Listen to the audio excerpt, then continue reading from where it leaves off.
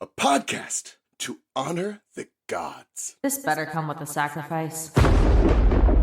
Dave X Media. This episode contains a very brief conversation about the colonization of the Americas and violence against indigenous communities. Some listeners may prefer not to listen to this episode today or at all. We totally understand that and support you. Life is too short to listen to content that makes you feel uncomfortable. Tune back next week for some different subject matter. And take care of yourself. Love you, bestie. I'm Christina Kahn. And I'm Leela Hilton. And this is Burn Before Reading, the podcast about shiterature. We're here to examine the terrible writing we did when we were younger and talk about other cringy literary topics.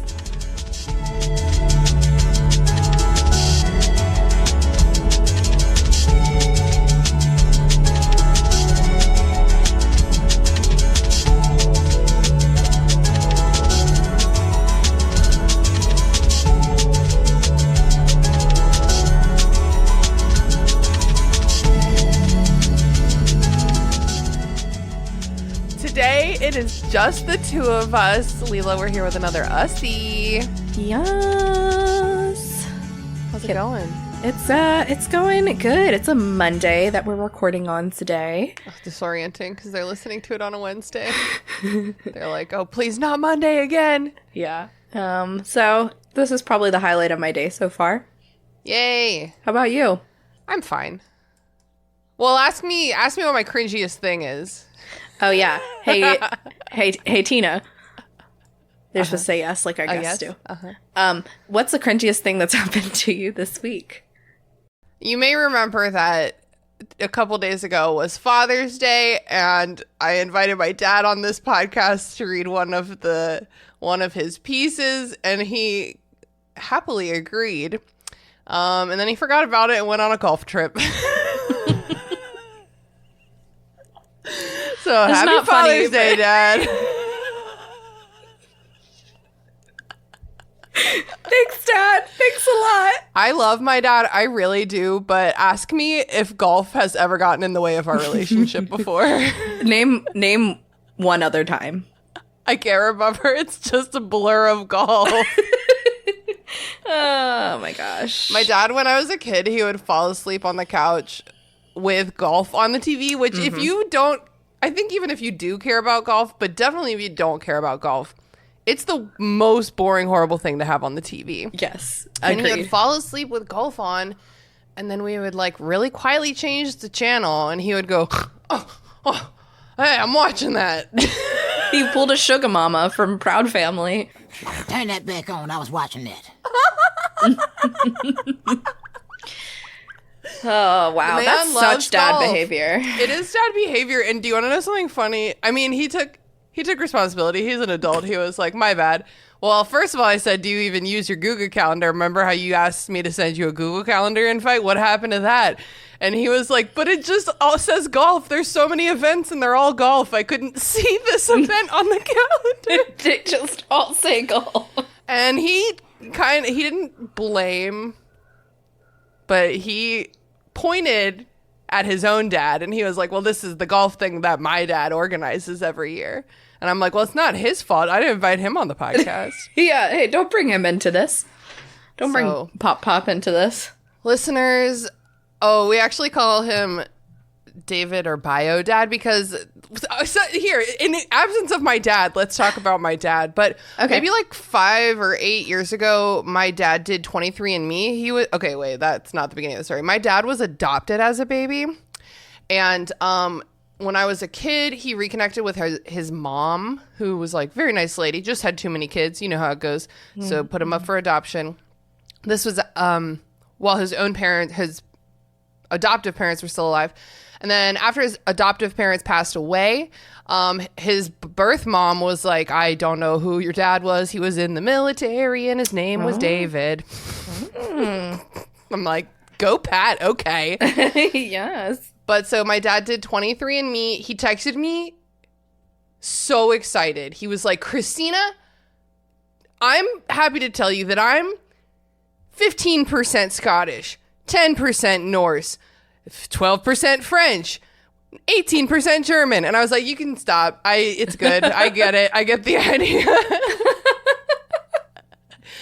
And then it was like, here's your sister. And my dad was like, what? I already have 2 of those. Joke's on him. He has 2 more sisters and a dad.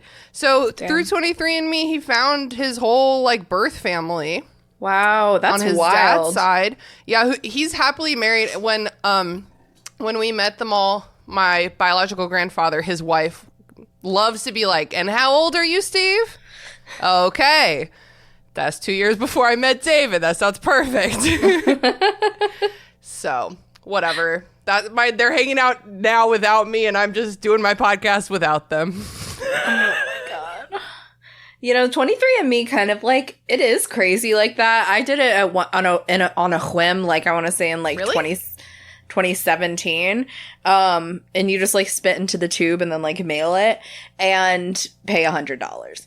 And you're gonna have to pay me if you want my spit in a tube, okay? I mean, nowadays I think I would say the same thing. I really don't know what I was thinking because I know my family's like obsessed with our heritage. So like I guess maybe I was excited about proving them wrong. I don't know. I'm definitely like 0.0% Native American in any way, shape, or form, which was very heartbreaking and made angering to my mom, who's told me my entire life that my great-grandmother was like half Cherokee.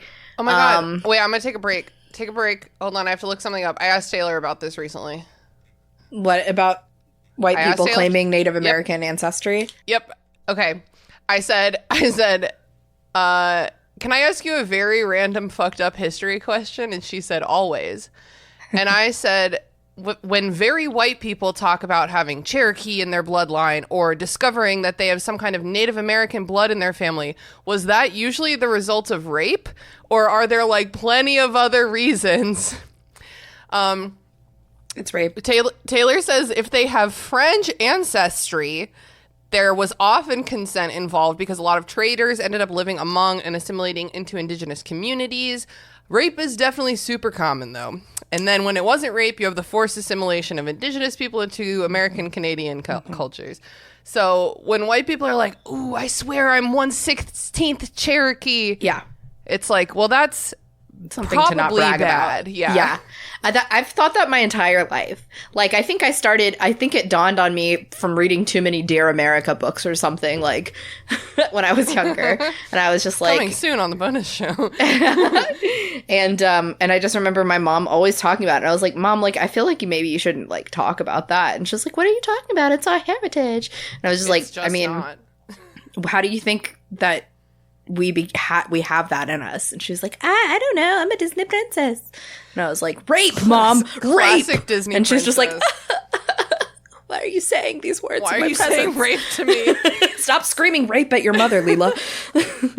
Yeah, so because my dad, before the 23andMe, he really liked to claim that. He used to say, before we met his dad, before we knew who his dad was, he used to say that his dad was gay Native American. That's like the kind of man he was, because I think he like thought it was a different Dave. Remember, it's like a guy named David who was in the military in 1962 and in California, and that's like all the information. Yeah, that could be anybody. So I think my dad thought it was like a different David who had never married.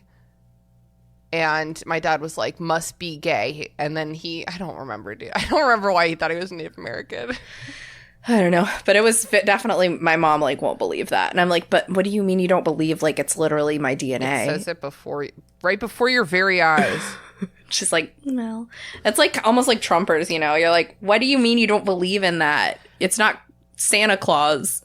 I forget who explained it to me at one point, and I think it might have even been in podcast land, but people who are like very religious, who have to believe without seeing, that's like a core part of their personality, is to believe without seeing. They also get it backwards, and they see without believing, you know? And it's like, the science Faith is right here. Faith is such a scam, like, in general. Like, the concept of faith, it's just like, It's like it's their answer for everything. They're well, like I'll be like, well, I don't understand. Everybody like feels God so much and like puts their hands up at church and like says they're moved, and I like don't feel that like is what's going on. Yeah, and we they're talked like, about that with Alex on your from faith. Completely Arbitrary. I remember Oh yeah, that. we already talked about that, but it's so true.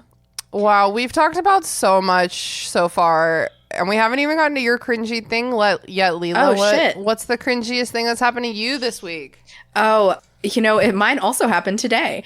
Well, it is Monday, as you stated. I think it was today. I'll make it into a two-parter. I was driving home from Fredericksburg, where I was working today, and About an hour away. And I like to, and when I'm driving, I've started like really liking to say, "Hey Siri," and do like talk to text. I've been noticing that because it says something on it when you send like that. Oh, it does? Oh, yeah. It just okay, says, I'm glad like, that it sent says with that. Siri or something. Yeah, because that way I know if you say something insane, I'm like, well, that was Siri. I also haven't figured out how to like insert emojis and like, I don't know, like talk like how I actually talk. So it's like kind of boomery. Sent with Siri. Okay. Yeah. If you're like Siri, insert bonked head, spiral eyes emoji, like you're drunk or confused, that one. And Siri's like, what? Yeah, then Siri will just like verbatim be like, she'll be like, "LOL, that's so funny. Insert bonked eyes, an emoji, like it's the drunk one." But no, occasionally,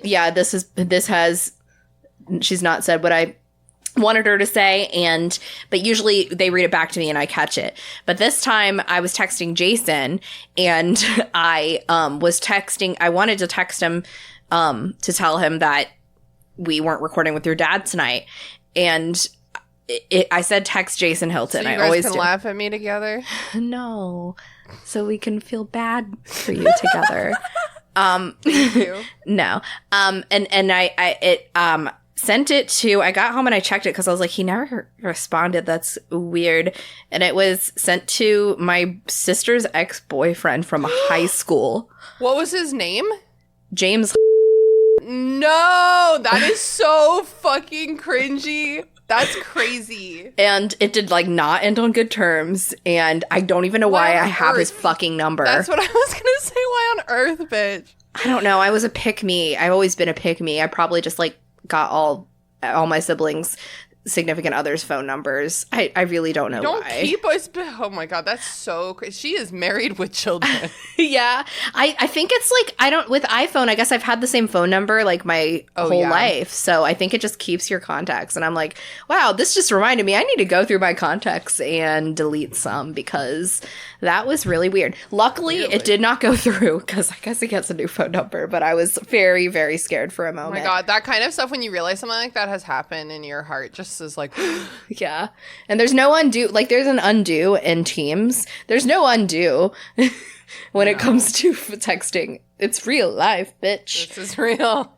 Yeah. That was kind of long. I guess I'll keep my other cringe for another time. Hey man, it's just the two of us. You can cringe whenever you want to, but if you want to save it, you can save it for our next cringe. Yeah, I'll save it for the next cringe. Okay. All right. Before we get into the episode, this is a continued Happy Pride. We said it last week. We're still saying it this week. Happy Pride Month, y'all. Happy Pride Month. We're so proud of you guys. Yeah. Happy birthday, gays. Hi, gay. We learned that one from our friend Josh. Hi, gay. Happy Pride Month.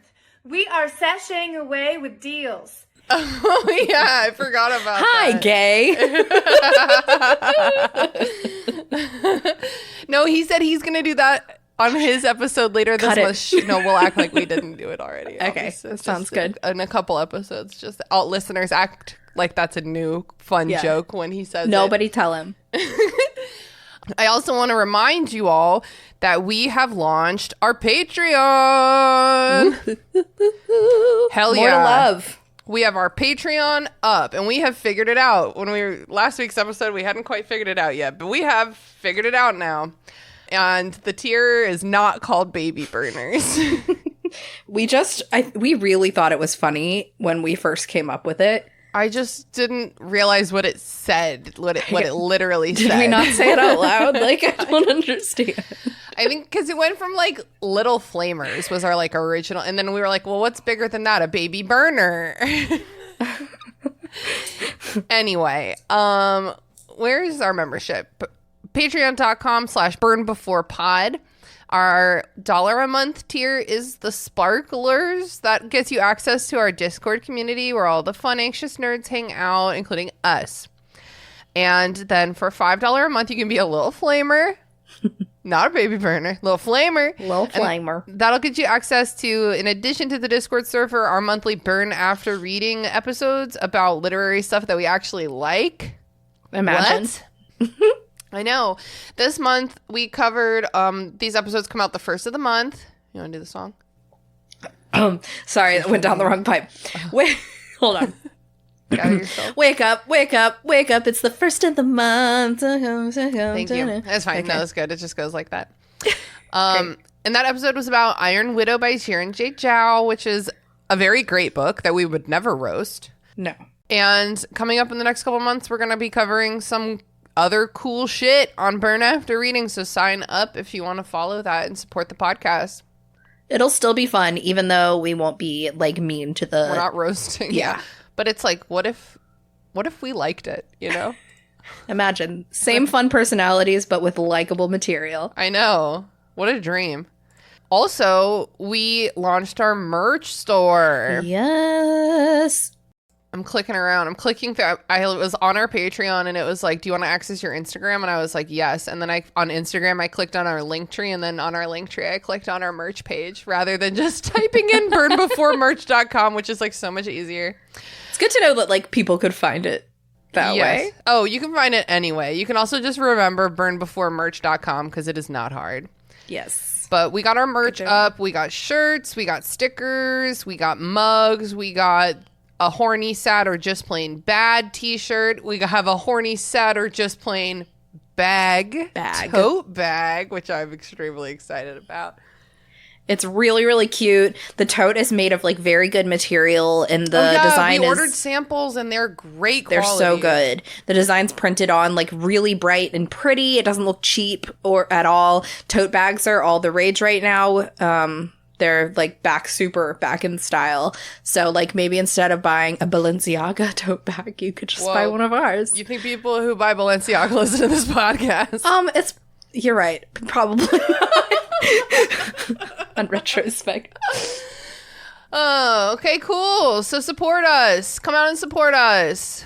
Hey, and if you don't have any money, smash that 5-star rating button, baby. That would be a great help as well. We'll give you a shout out if you write us a nice review as well.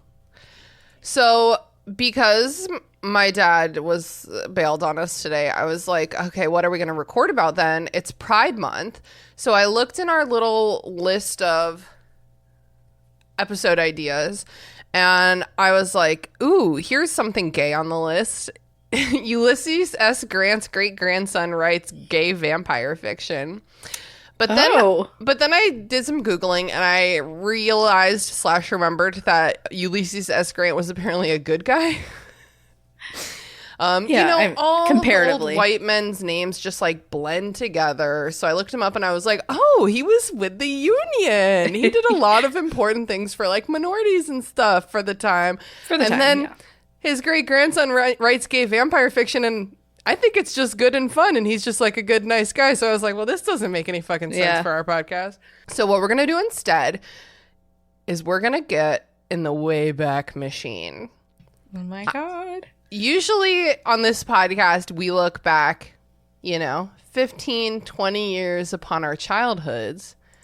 Today, we're going to go back, I think, as far as like the 14th century. Whoa. Wait, 13th century. Wait, 12th century. It goes really far back, guys. It goes really far back. Oh my God. We're going to talk about some like queer language and some queer etymology.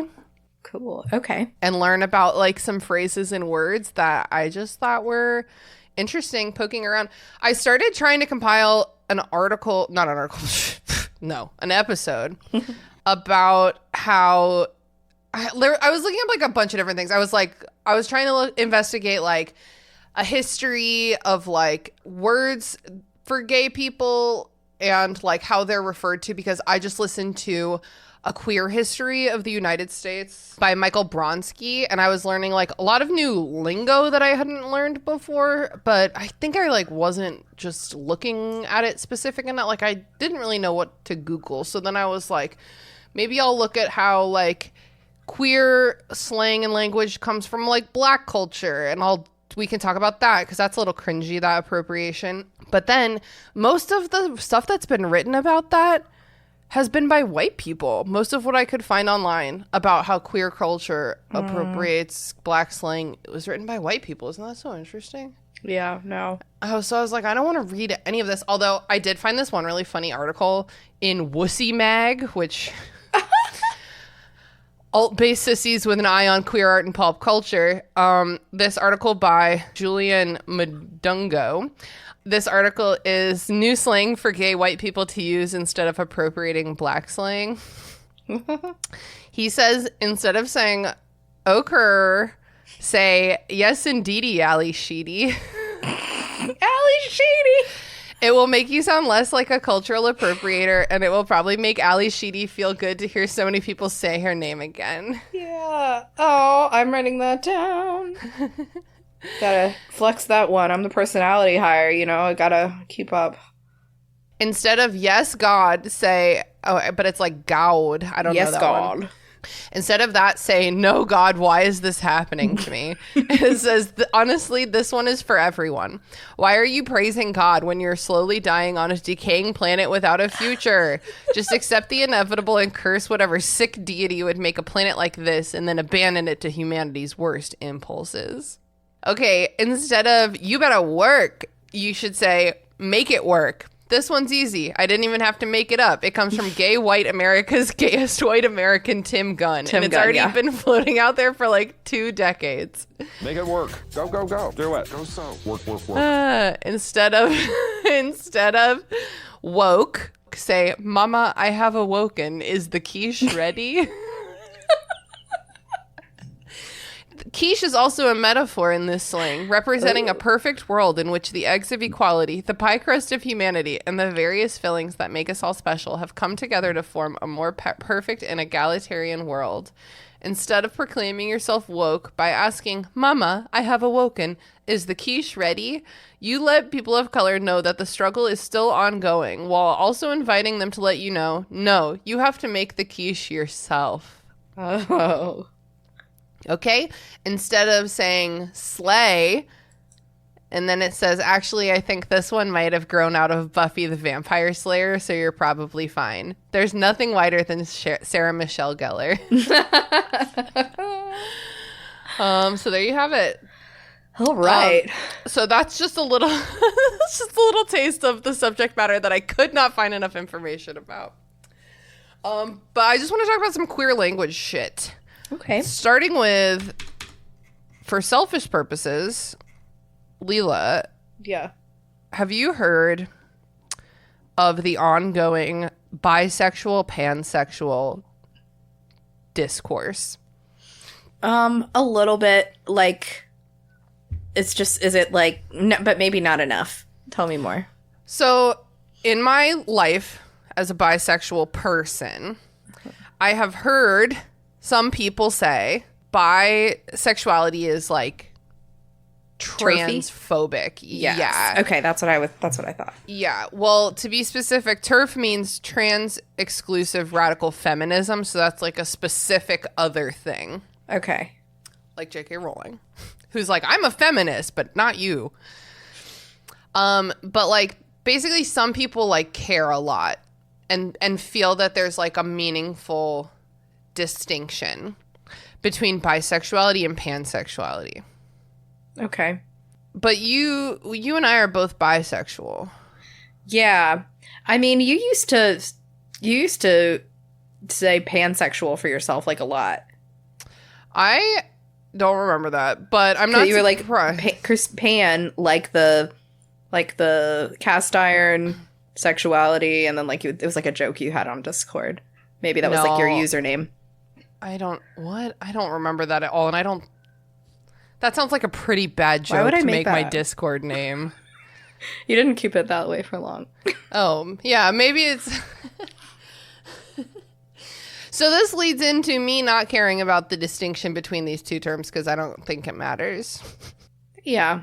I mean, I'm similar to you, I think. Well, Lila, when we were younger, pansexuality was like not a thing that people talked about. No. So I've always just thought I was bisexual because that was the only option I had until like like 5 years ago or whenever I first heard the term pansexual. Well, yeah, because like in that phone survey where I accidentally came out to that random lady, she was like, Lila, that's what happened. Do you describe yourself as heterosexual, homosexual, or bisexual? That was it. 1, 2, 3. I was like, bi, I guess. You know. What if I'm not sexual at all? That's so uncomfortable. That's I guess you could like option. Choose not to answer. Pass. No, I'm sure you could have chosen not to answer. But so this is from Montclair State University's LGBTQ Center list of terminology. Because I thought this was interesting because they said bisexual plus. Oh, okay. An umbrella term that encompasses sexual orientations that describe attraction to more than one gender identity, such as bisexual, pansexual, polysexual, omnisexual, fluid, or queer. And then this was like a list of like all terminology that they thought you could ever need, including there was like some slurs on this list because it was like, but this is what this means in case you need to know what this means. Okay. So then it said bisexual, a person who is emotionally, romantically, sexually affectionate. Well, you know, it would be biromantic, but like that's fine.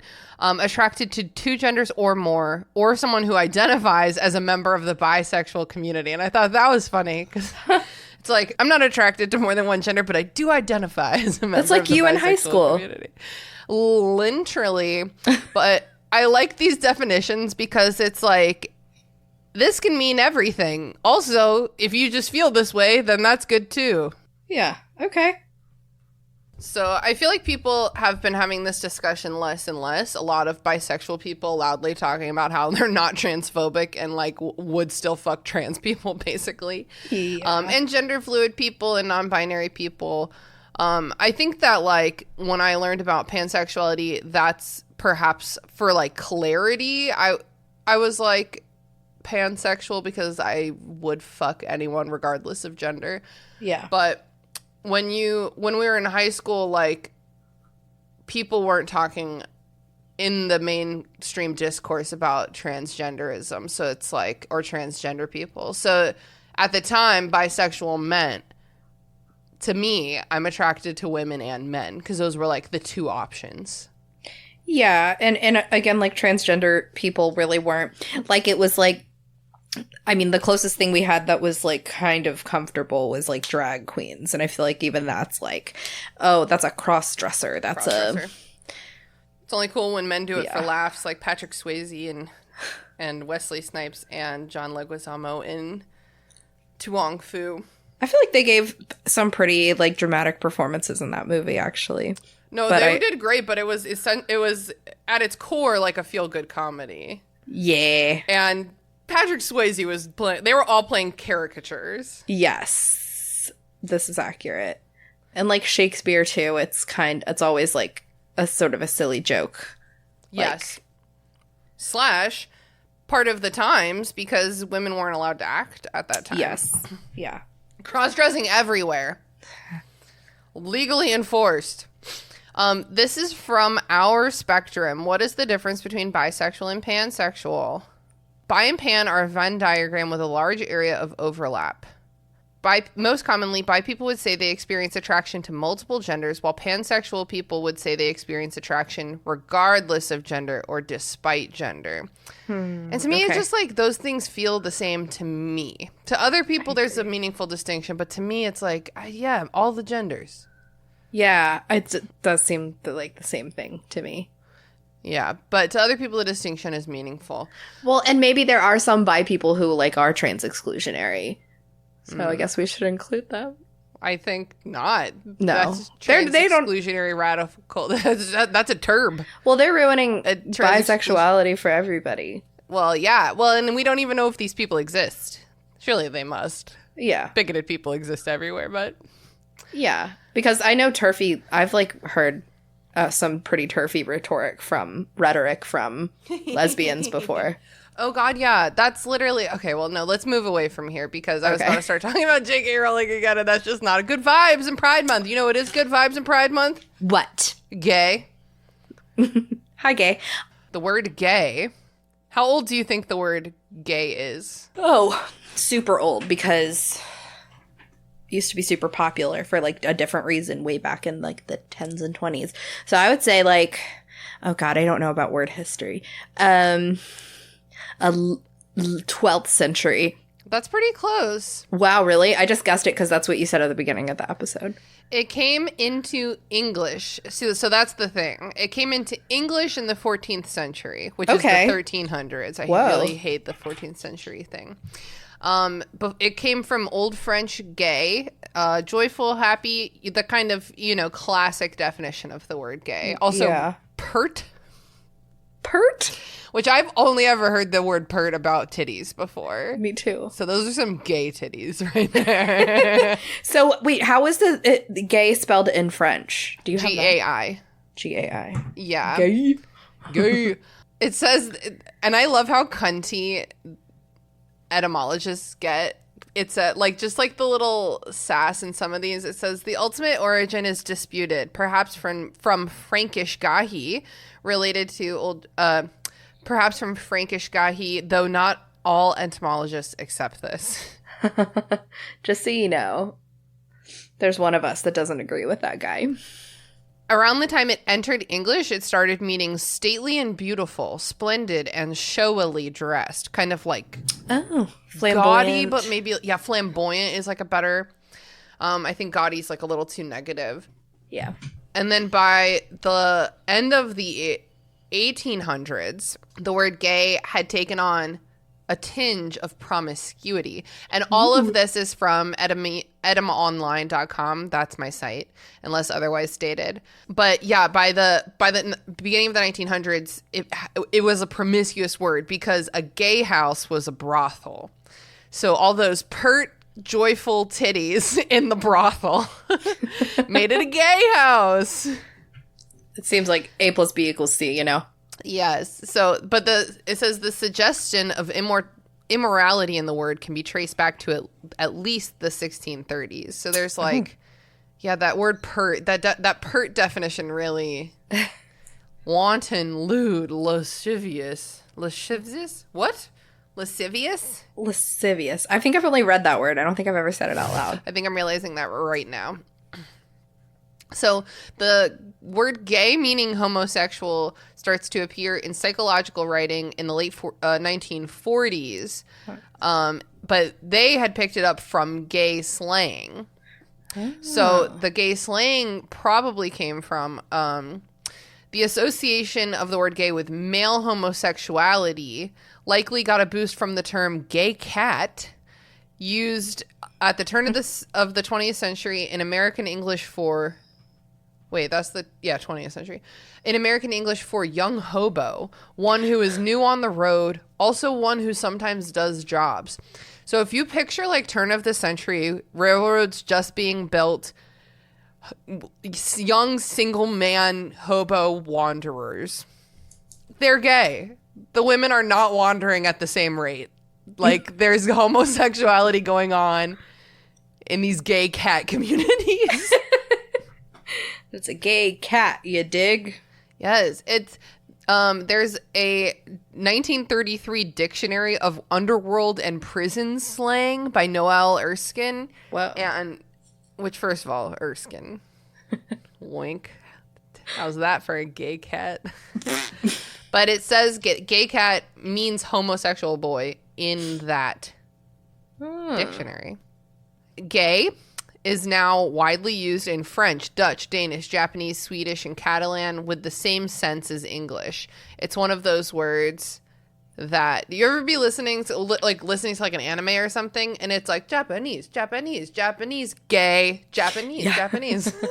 Yeah, I hear that a lot in like Bollywood movies too. They'll be like Punjabi, and that's like totally cool, man. Punjabi. I love that so much. It's really funny. And then after all, this has been like a page of notes, and I deleted stuff. And then at the very end, it says, as a teen slang word meaning bad, inferior, undesirable, without reference to sexuality from 2000. So I thought it was cool that in like this grand scheme of this word, shitty teenagers being like, that's gay, is just one very small one sentence bullet point. Yeah, that is cool. In like 20 years, it'll be like, and this faded out of meaning by 2016. God, which just leads me to remember that iconic Hillary Duff commercial. What? Ally, an icon, gay icon, Hillary Duff. Don't remember? It's she's working she's like at a clothes store, and there's these two teenagers that are like trying on clothes, and the first one's like, do you like this top? It's so gay. Really? Yeah, it's totally gay. You know, you really shouldn't say that. Say what? Well, say that something's gay when you mean it's bad. It's insulting. What if every time something was bad, everybody said, oh, that's so girl wearing a skirt as a top? Oh, you are. Those are cute jeans, though. When you say that's so gay, do you realize what you say? Knock it off. Wait, imagine if you said that it looks kind of gay and Hillary Duff showed up and was like, hey, that's not cool. Sorry, Hillary Duff, I didn't mean to disappoint you. I love everything about that. I'm going to put the whole audio in this episode. It's great. Anyway. Okay. All right, I love that. Maybe we should have covered that commercial instead of etymology for Pride Month. That's not jazzy. What other kind of gay words you got up your sleeve? Next, we're traveling to the island of Lesbos. Yay! Leela, do you know what the island of Lesbos was? Nope. I do not. It was just an island. Oh, there was no Lesbos there? It was not, well, I think they were all Lesbos there, the same way that you're an American. Oh. So, Lesbos was a Greek island in the northeastern Aegean Sea. The name Lesbos may have originally meant wooded. Okay. Which is funny to me because for some reason it's like lesbian and then wooded. It's something about pubic hair. It's like through the woods. I was thinking like that seems totally wrong. Like there should not be any wood near these lesbians. Well, there's got to be trees. So that is where Sappho lived, who was a great lyric poet whose erotic and romantic verse embraced women as well as men. Ooh. So that is where we got both lesbian and sapphic from. What a legendary bitch. Yeah. Okay, good. So the poet was a lady. Yes, Lesbos was a lady for sure. Good. I was just like reading about some, there's a lot of lore because it's like Greek mythology. I saw that she got banished from Lesbos twice, and I'm like, what is you just let her come right back? Like, what are we doing for her like radical ideals? But I mean, Sappho of Lesbos, like that's just pretty gay. That's a gay person. So gay. I want to read more about her. That sounds very interesting. Yeah, she's cool. She seemed to have been cool. So it says starting in the 1500s, it meant pertaining to the island of Lesbos. And then that morphed to mean relating to homosexual relations between women, like because of Sappho's connection to the island of Lesbos. So it started as like, anything about Lesbos. And then as history went on, it was like the only thing we really remember about Lesbos is the lesbianism. So I guess that's just what this word means now. That's fine. And so the homosexual connotation is from the 1800s. And And then sapphic it originally meant of or pertaining to Sappho or her poems. But again, same thing where it's like, well, the main thing about these poems is how much they love women. And so now sapphic means like pertaining to sexual relations between women. Okay. Yeah. It is lesbian lyric poetry on the Wikipedia article for Sappho is underlined in blue, so I just had to hover over that. Oh. It says it's called Aeolic verse, Aeolic. That's fine. It's just some kind of poem. It doesn't matter. But it says it's specifically lesbian poems. That must have been the style, the way that Shakespeare wrote in sonnets. That must have been the style that Lesbos liked to write in. Okay, got it. Just a guess. It's considered flowery, a flowery adorned style. Oh, flowery, wink, like Georgia O'Keeffe. Yeah. So good for her. It says the island's erotic reputation was ancient. Greek had a verb, lesbiazian, which is like to imitate the lesbians. Lesbiazian. Which implied sexual initiative and shamelessness among women, especially fellatio. Oh my God. Okay, so that's lesbian. The next word on my list is cisgender. Leela, have you ever wondered what cisgender means? I mean, this is the opposite of queer, but... Cis means without? That can't be right. I have a lot of language in my head. I studied linguistics in college. I have a lot of Latin roots in my head, and I have never known what cisgender meant and also never thought about it long enough to look it up. I guess I haven't either. The prefix cis means on this side of. So it's like we're cisgender because we're on this side of gender, the one we were assigned at birth. This side. I just thought that was so random and interesting. Oh, like this gender, cisgender. Yes, yeah, just like that. Huh. Doesn't make that much sense to me. That started, I know, it's one of those things that is like, it's really like linguistic in a way that makes sense in like the math of language. But when you're saying it, it doesn't make, the way that bisexual, it's like, well, yeah, okay, I know what you mean by that. It says it right there. Okay. Yeah. I don't think there's a Latin prefix root that means agree with what I was assigned at birth. So they had to like get the next closest thing. And so cisgender what only popped up in psychological journals in the 1990s and entered general use by 2011, which makes sense because a lot of times it's like, you know, the normal. It's like, we don't need a word, just do the normal thing. I'm honestly a little surprised that it's even as old as the 90s. I agree. With its origin. Because I definitely never heard that until maybe 10 years ago. Maybe. Yeah, agreed. Next is the word queer. Okay.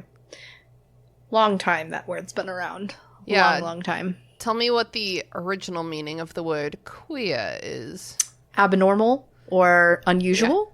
Yeah. Yep, exactly. Okay. It comes from Scottish. And, it says, wait. Okay, it says from Scottish, perhaps from Low German, which is related to this word in German, from the Old High German, blah, blah, blah.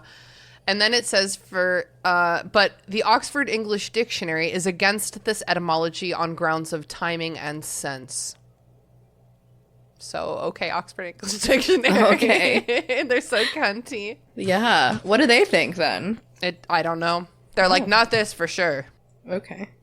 So it started as strange, peculiar, odd, eccentric, and then it had like a slightly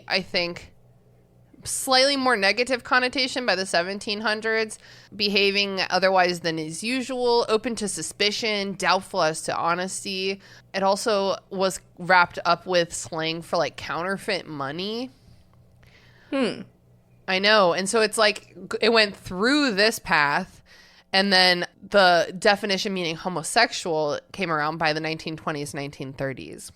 And so now in my lifetime, it's been kind of claimed back from appearing, feeling, or behaving otherwise than is normal, kind of circled back around to odd, eccentric. And it's really imbued with the sense of pride. Tina, do you remember like that kind of like between phase where you still kind of felt wrong using that word to describe members of the LGBTQ community, but like they were using it? At least that happened to me. I was like, maybe this is only a word you can use to describe yourself. But I don't really it's remember not like that anymore. I don't really remember that, but I have always had a lot of gay friends. Okay. Like most of my friends have always been queer. So I probably was just following their lead. I think I just like have heard it as an insult so many times and in the media. Really? Like, because I don't TV. feel like I've heard it in any other usage in a really, really long time other Like, than what are you, some kind of gay. queer? Or like, get away, you stupid queers. Like, interesting. It was I don't watch as definitely many super classic negative. movies as you. You didn't watch Glee. Oh my god. Don't even why we should have covered Glee for this fucking fuck. episode. Next year. Yeah. My cousin at one point, I thought it, like, I don't know if it was a Baltimore thing or what, but she and all of her friends and family would use the word queer to describe something weird or abnormal a lot. And it was during the time that I felt like it was not appropriate to use that word. Like at that point I almost equated it with the FAG word. Yeah, I feel you. Well, that was kind of back when That's Gay came about too. Yeah. So makes sense actually. Yeah. I'm glad we've come a long way since then. Oh my god, me too. Where I can just I feel like we've come full circle and I'm like now actually part of the queer community again, and in my life I'm just like, that's gay, and all the gays around me know what I mean. Yes. You know what I mean? Yeah. No one's like, how dare you say that? Right. I have like a lot. I'm just going to blast through a couple of these.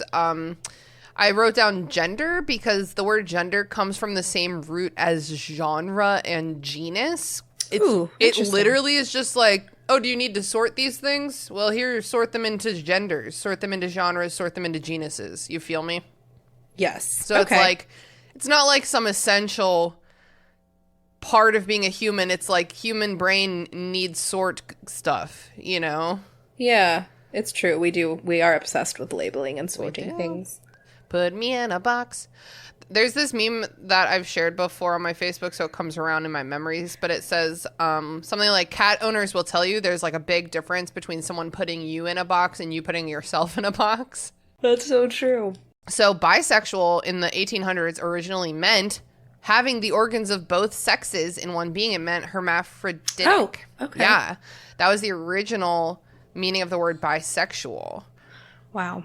And so it wasn't until the 1920s, until 1914 that it started meaning attracted to both sexes. During this initial confusion, they proposed ambisexual instead of bisexual for that meaning. Oh, okay. Ambivalent. What does ambi mean? Ambi means like many things at once. Okay. When you feel ambivalent, you are like feeling like it, like either way. You know what I mean? Okay. I could It's go the either way. opposite. People use ambivalent and vague interchangeably, but they're actually the opposite. Vague is like, I don't know. I can't land on anything. But ambivalent is like, well, I see this and I also see this and I see this. Okay. A couple, like, I went through a lot of queer terminology, but some of it is so boring because of all the Latin roots. Like, I wrote down that transgender, it comes from, would you believe, trans and gender. It's like, I would. You know, when the gender is transing. Same thing with, like, I looked up a lot of, like, asexual, and it's like, you know, like sexual, but opposite. And I'm like, oh, that makes perfect sense. That's not a fun definition. This is a good one. Twink. Oh, yes. Okay, the word twink was first used in the 1400s in the phrase, and it's written in like Old English, so it's spelled crazy. In a twink of an eye, in a twink of an eye, to mean like instantaneously. I love that, actually. It says that the first recorded instance of a young sexually attractive person is recorded in 1963, and that probably came from the Twinkie. Oh, like you're just a cream puff like that. I guess so. Or maybe just like delicious. Young sexually attractive person was like the original meaning. Do you know what the meaning is behind what were we just talking about before that? When you're born with two parts, That's called intersex. Oh, well, what did you days. say before that? I said hermaphrodite, which is a word we don't really use That's a anymore. slur now, correct? I don't know if it's a slur. There's a difference between slur and like outdated language. Yeah. I mean, it's definitely the dite is Greek. Okay, that makes sense. Aphrodite. It literally Aphrodite. is from Greek. Oh, it's from Hermes. Wait. Hold on. Stop. Hold on. Let me read before I just start talking. From Greek, hermaphroditos, person partaking of the attributes of both sexes. As a proper name, the son of Hermes and Aphrodite, who in Ovid was loved by the nymph Salmachus so ardently that she prayed for complete union with him, and as a result, they were united bodily, combining male and female characteristics. So that's actually a pretty cool. I didn't look that word up because we don't use it anymore. But it's a pretty interesting etymology. Monkeys. Yeah, and Hermes and Aphrodite really gave her the Renesmee treatment. Oh my God, hermaphroditos. Like, what if Jason and I just named our son Jalila? Jalila. I really like Jalila. Jalila's is our celebrity name, but I like it because it's mostly my name. Leçon. Leçon. I put this one down, the word leather. I'm sure you've heard of the leather community Yeah. and its associations with the queer community and the kink community. But I wrote leather down because that's one of those words that has been the exact same forever. It's just always been leather. We've always needed leather and used leather.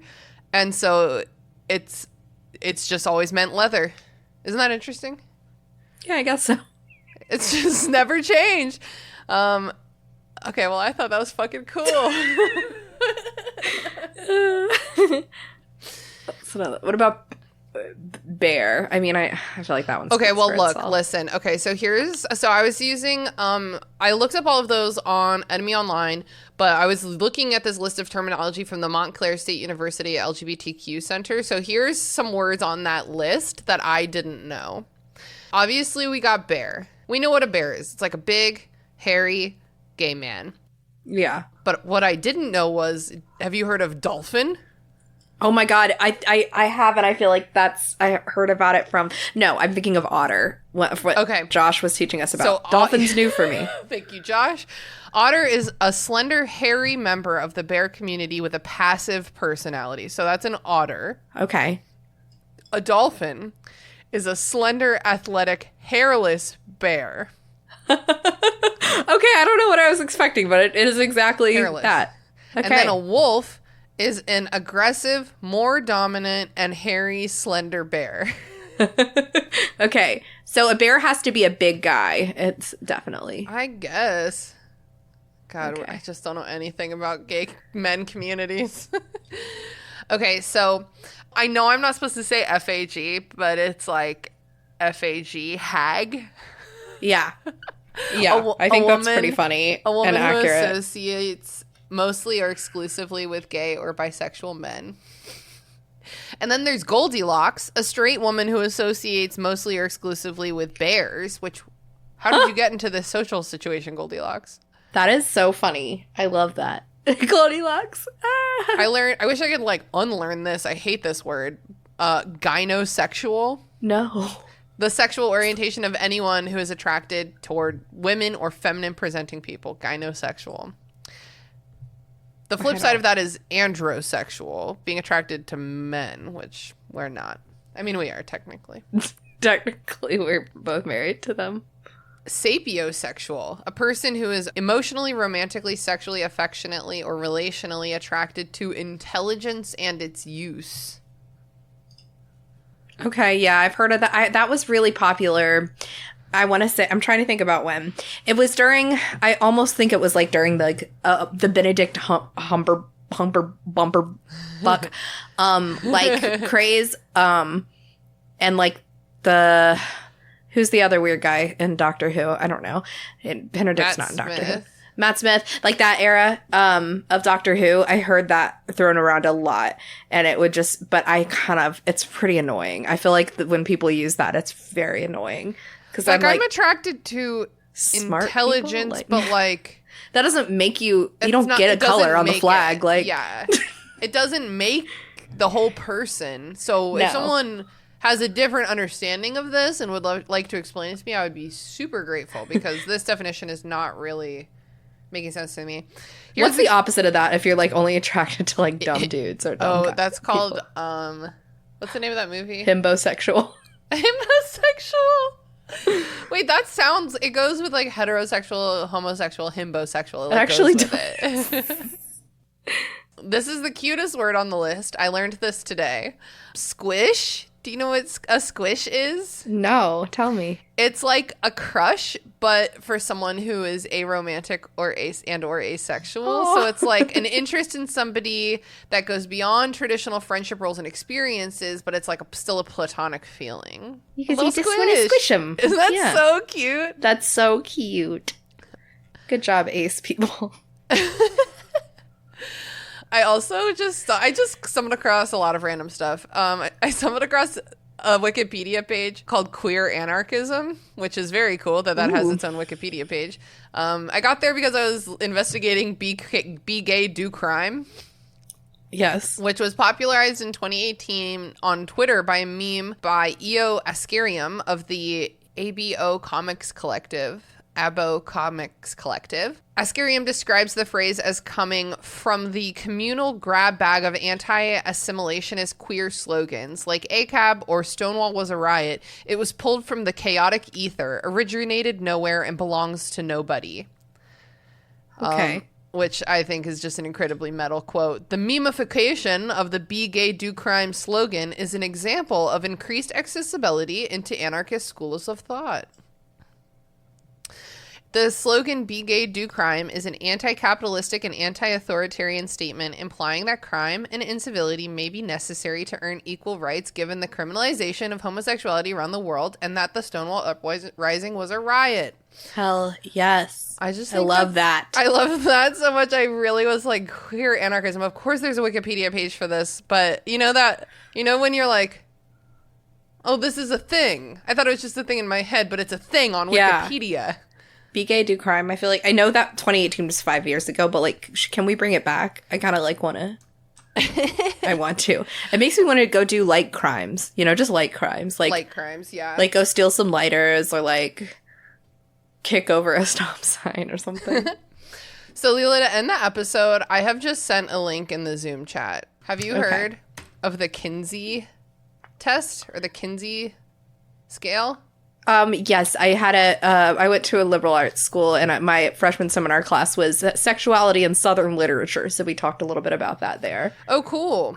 The Kinsey scale is a widely used index and instrument for measuring heterosexual and homosexual behavior by someone named Kinsey.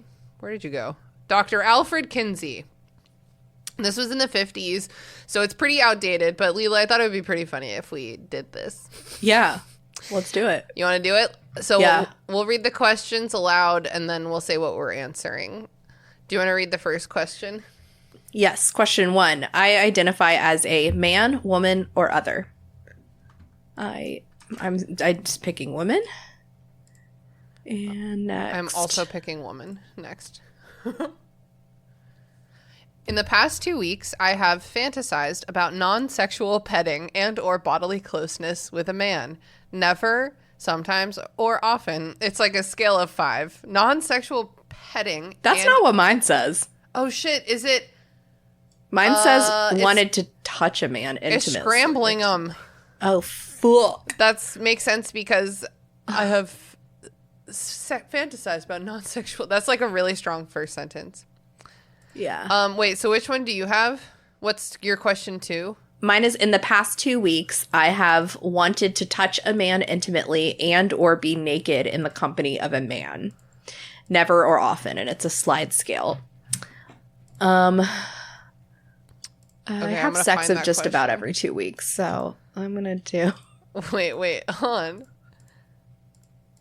Okay, I'm going to read the question that I'm having because I'm looking for your question and I can't find it. Okay, so it says, in the past 2 weeks, I have found a woman attractive. I'm going to crank that one all the way up to often. All right. Okay, what's your question 3? Question 3 for me. In the past 2 weeks, I have found myself wanting to have real life sexual intercourse with a man. Oh, that's my question 3 too. Yay. I'm going to say it's like I don't want to put it in the middle. I wish there was like more area you could put it in. It's not all the way at the tip. It's more I'm going between never and sometimes, which is the middle. Yeah, that is the middle. That's probably me as well. I found myself oh wait, I'm married. Oh fuck, wait. I forgot about him. Never. What does this word mean? It goes from never to often. Yeah. I'm same as you, like once every 2 weeks. So I'm doing it next to never. Okay. Not never, but close to it. Oh, I left mine in the middle. Okay. What's your question for? In the past 2 weeks, I have wanted to touch a woman intimately and or be naked in the company of a woman. Don't you crank that to the tip. I did. Often. You're just trying to make it gayer. It's that I'm married to a man, so women are what I don't have. I don't fantasize sexually that much, so I'm just going to put it one down from the most often because I definitely still think about it. All right, next. In the past 2 weeks, I have found a man attractive. Any of them? Not really. Your husband. Oh yeah, husband. And I watched Bridgerton recently. Should we like not include our husbands in this? Because it says in the past 2 weeks, I have entertained the fantasy in being in a long-term relationship with a man, and I am married, and I have never fantasized about being in a relationship with a man. So I'm going to never for fantasizing? No, this is my life. Mine says, have you found a man attractive? I'm keeping it in the middle because of Bridgerton. Bridgerton and husband. Yeah. My next one says, in the past 2 weeks, I have found a woman attractive. Okay. Mine says, in the past 2 weeks, I have found myself wanting to have real life sexual intercourse with a woman. Oh my. Like, what does that mean? Like, how is that different from fantasizing? Because you can the way that people watch like gay porn, but they don't want to have gay sex. You know what I mean? No, that's not how I watch it. But a lot of people do. Okay. The way that a lot of porn is about stepmoms, but a lot of sex isn't about stepmoms. Yeah, I don't watch those ones. I often want to have real life sexual intercourse with a woman, so I went to often. Okay. Mine is found a woman attractive. I'm also going to go to often, the very most. Next. Are you on 7? Yes. Okay. Mine says, in the past 2 weeks, I have entertained the fantasy of being it's that same one, being in a long-term romantic relationship with a man. Again, I'm not really dreaming about getting another boyfriend. So you don't dream of marriage when you're in one. You just don't. You don't. I'm going to say never. Yeah, never. So mine is a long-term romantic relationship with a woman. Okay. And I'm going medium often because I think that's also a result of being married to a man. Is I'm like, wow, what if this were a woman who could anticipate needs and talk about her feelings? Yeah, but then like it's not enough because then you're like, that also sounds really messy, and I don't know if I can deal with that right now, because I'm married. In the past 2 weeks, I have question 8. Found myself wanting to have real life sexual intercourse with a woman. A woman. It says, in the past 2 weeks, I have fantasized about sexual intercourse with a man. I'm going medium often because I just think about sex a lot. Yeah. I said medium to mine. Now it's fantasize about sexual intercourse with a woman. I'm going full often. No, I'll go medium often. Mine says fantasize about non-sexual petting and or bodily closeness with a woman. I hate this question. I don't know why I hate this question. I actually would say often because I'm obsessed with closeness and physical touch, and I'm obsessed with I really like being close to my lady friends, so my female identifying friends. So I'm gonna say often. Non-sexual heavy petting. It didn't say heavy petting. Okay, question 10. Are you on 10? Yeah. In the past 2 weeks, I have found a man attractive. Hast thou? I just, like, kind of don't. I know what you mean. Like, I have one. He's good. He's attractive, but Yeah, he's a cutie. in, like, a husband's way. It's different. I know. It is different. It's different. That's my husband. That's like my house or my bed. I come home to him and he is comfortable. See, I just watched The Mummy again, so... Oh, okay. Well, I just found him things. attractive, so I guess I'll go medium often. Mine I can says... tell when men are... I can tell when men are attractive, and I find men attractive. It's just that a lot more women put in so much more effort. Yes. And you just, like, know they smell better. They do. Taste better. Okay. In the past 2 weeks, I have found myself sexually aroused by a woman. I'm going to say often. That's Sexually accurate. aroused. I think that this means, like, actually aroused. Oh, okay. Not just like, that girl's hot, but like, vagina pang height of arousal. I can think of one instance, so I guess that's not as much as I'm thinking. So maybe just the middle, like, actually. I'm going medium often because of porn. Yeah. My next one is the same question, but man, I have found myself sexually aroused by a Me too. man. Wait, we're syncing. Our cycles are syncing. You always do it. You're too powerful. Aroused by a man? Ugh. Oh, I guess I'll go medium never because of porn. Husband, Tina, husband. Fuck! Fuck! One up from never. One up from never because we're not just like banging all the time. We're married and he's been out of town a lot in the last couple of weeks. I always say the same thing I say every time, which is certified freak once every 2 weeks. That's how I roll. Oh, man. All right. Okay. Numero 12. Oh, I'm ahead of you somehow, so you do 12. Oh, 12? Yeah. Non-sexual petting and or bodily closeness with a man? Including your husband? Close to never. He's the only one. Okay. Yeah. What's your 13? In the past 2 weeks, I have wanted to touch a man intimately and or be naked in the company of a man. That's an often. I'm married. I'm always naked in front of him. Yeah, I am always naked too. Mine is the same question, but with a woman. A woman? Like a specific woman, like that. Have I been concocting ways to fuck women? No. Whenever we say a woman like that, I always am thinking of, oh my God, what's his name?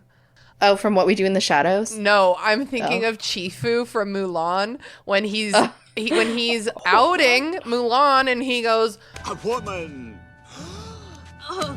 treacherous snake." He grabs her little wrist and he shoves her. and she's not even wearing a shirt, and he throws her into the snow, and he's like, "Look at these boobs! Look, boobs! I found them." Illegal boobies. Illegal use of boobies. Okay, are you on 14? Yeah, mine is just fantasized about sexual intercourse with a man in the past 2 weeks. Okay, in the past 2 weeks, I have fantasized about non-sexual petting and or bodily closeness with a woman. I'm gonna keep that right in the middle. Yeah, you're not as touchy as me.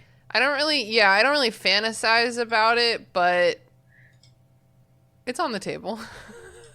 Past 2 weeks, I have fantasized about sexual intercourse with a man. That seems repetitive. I have non-sexual petting and or bodily closeness with a man. But then I think about it often because of Sean. That's just not fair. I don't think we should have done husbands. I'm leaving it in the middle. Non-sexual petting. Bodily closeness is just...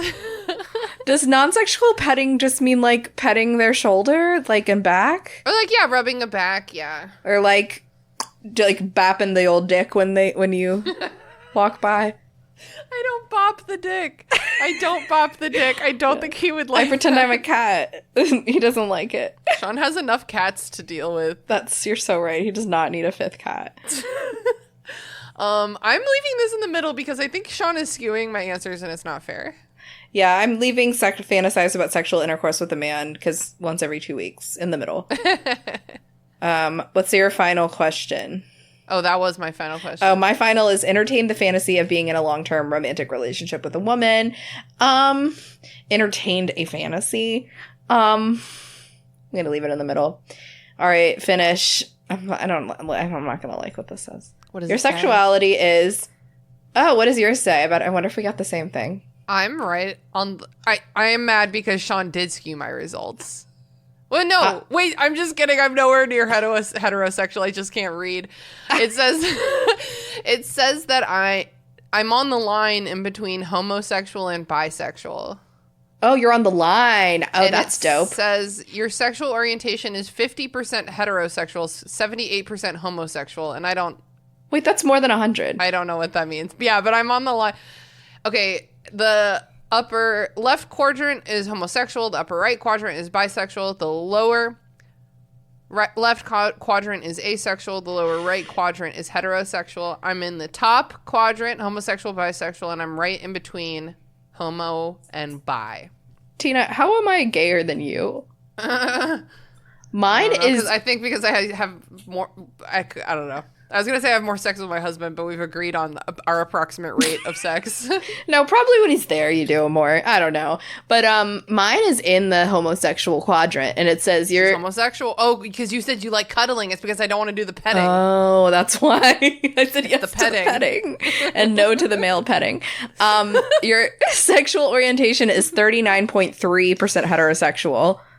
67.9 homosexual, which places you in the homosexual quadrant. I'm so jealous of how gay you are. We should do this again some other time and just forget about our husbands for... Okay, that sounds good. They were really skewing our answers unfairly. Yeah, it was really rude of them. We can post our... No, I don't know if we I don't want that. anyone to see this. No, wait, I keep forgetting it doesn't say heterosexual, it says homosexual. I cannot read. But I can't believe I didn't even get into the bisexual quadrant. That's so crazy to me. She's gay. Now you know. Oh my God. Obviously, I should have said this before we even started. Obviously, like I said, this was created by a white man in the 50s. Yes. This is not the test of if you're gay. It's not really the gay test. And I mean, it is kind of the gay test. But I would much rather take a gay, are you gay quiz from like Cosmo or something. Yeah, me than too. A white guy. Or like a Myers-Briggs type gay test instead, which I know has also been disproven. But this has been widely disproven. Yeah. Maybe we'll find some other kind of gay test and we'll take it with someone else later this month. Okay, that sounds great. A different kind of gay. Maybe we'll create it ourselves. Do you feel like you learned so much about queer language today? I do feel like I learned so much about queer language today. You got a blast from the past. I really liked learning about all the Greek origins. Those were really cool. The Greeks were horny. All sex stuff is named after them. Damn, you're right. Good for them. Yeah. That's it for Burn Before Reading. Until next time, remember... Your cringe is part of you. And you're gay. I thought you were going to say it's a gay part of you. But I said that already. It's so funny. But it's a gay part of you. Okay.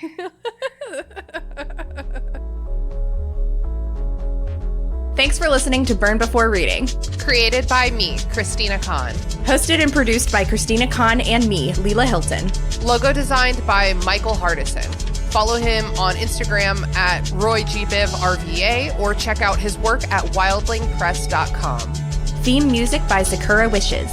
Find me online at Christina Kahn. And find me at Leels for Reels. Follow the podcast on Instagram and Tumblr at BurnBeforePod. Or feel free to give us an email at burnbeforepod@gmail.com. Thanks for listening, friends. See you next time.